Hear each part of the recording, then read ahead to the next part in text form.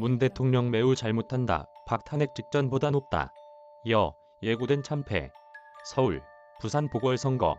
일방적 참패문 정권 불만 쌓인 국민들. 이미 뭉쳐 있었다. 콘크리트 지지층.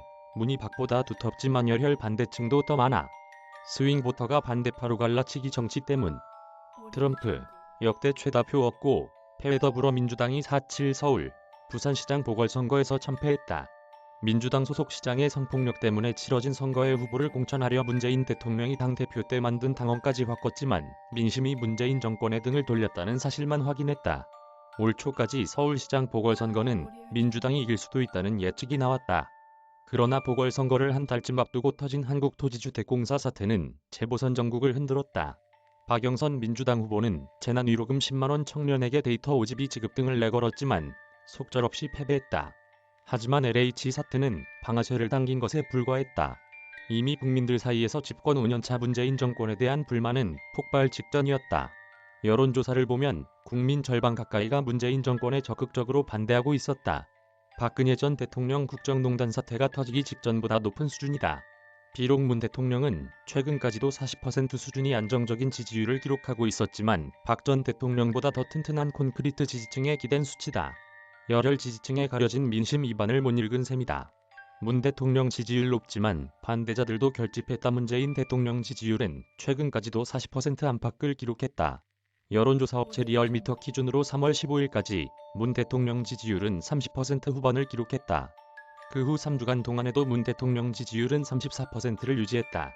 박근혜 전 대통령과 비교하면 상당히 안정적이다.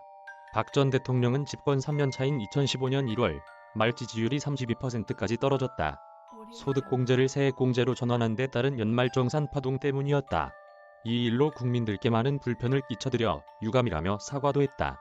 문 대통령의 높은 지지율은 174석이 거대 여당과 함께 레임덕 없는 대통령이 될 것이라는 전망이 나오게 했다. 그러나 여론조사 숫자를 뜯어보면 다른 해석이 나온다. 여론조사 업체는 대통령 국정수행에 대해 잘한다 뿐만 아니라 잘못한다는 응답도 집계한다.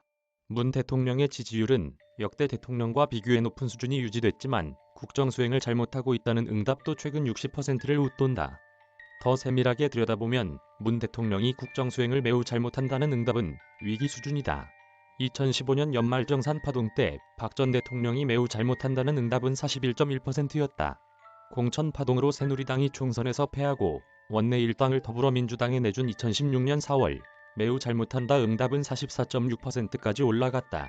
이후 30% 수준을 유지하다가 그해 10월 국정농단 사태가 터지자 매우 잘못한다가 50% 위로 치솟았다. 문 대통령의 경우 2019년 10월 조국 사태 때 매우 잘못한다는 응답이 45%를 기록했다. 추미애 전 법무부 장관과 윤석열 전 검찰총장이 충돌하고 야당의 고위공직자 범죄수사처장 거부권을 뺏는 공수처법을 민주당이 강행 처리한 지난해 12월 이 수치는 40%를 돌파했다. 가장 최근인 지난 1일 조사에선 매우 잘못한다가 48.1%까지 상승했다. 한국토지주택공사 직원 투기 사태가 터지고 민주당 의원들의 투기 의혹, 김상조 전 정책실장 등 청와대 참모의 내로남불 임대료 인상 등의 영향으로 해석된다. 매우 잘한다 매우 잘못한다 높아. 중도층 주러문 대통령은 매우 잘한다는 응답도 박 전 대통령과 비교해 높다. 박 전 대통령은 국정농단 사태가 불거지기 전에도 매우 잘한다가 한 자릿수를 기록했다. 그러나 문 대통령은 여전히 20% 안팎을 유지 중이다. 콘크리트 지지층이 그만큼 두텁다는 뜻이다. 이 과정에서 자연스레 중도층이 사라졌다. 박 전 대통령의 경우 국정농단 사태가 터지기 전인 2016년 10월 3주차 잘하는 편과 잘못하는 편이 합계가 44.8%였다. 지난 1일 발표된 여론조사에서 문 대통령이 잘하는 편이라는 응답과 잘못하는 별라는 응답 합계는 30.9%다. 중도층이 줄어든 대신 문 대통령 열혈 지지자와 열혈 반대자가 늘어난 것이다. 이번 4.7 재보궐선거는 스윙보터 중도층이 정권 심판을 위해 국민의힘 후보를 찍은 선거였다. 중도층이 축소되는 가운데 문 대통령 열혈 반대자가 절반에 가까워지자 정권 심판론에 불이 붙었고 여당 후보가 큰 폭의 격차로 패배하는 결과를 낳았다. 중도층이 줄어들면서 문 대통령 열혈 반대자들이 늘어난 것은 보궐선거 패배로 나타난 레임덕 현상을 가속화시킬 것으로 보인다. 정권이 잘못을 만회하고 민심을 되돌리려 하더라도 이미 마음이 떠난 사람들은 지지자로 되돌아오기 쉽지 않기 때문이다. 정권 재창출 가능성도 그만큼 낮아졌다는 분석이 나온다. 신율 명지대 교수는 중도층이 줄고 문 대통령 반대자가 절반에 가까운 여론조사 결과에 대해 갈라치기 정치의 영향이라고 했다. 문재인 정권으로부터 불이익과 소외감을 받았다고 생각하는 사람들이 열혈 반대자가 된다는 것이다. 신 교수는 미국의 사례를 한국 정치에 대입할 수 있다고 봤다.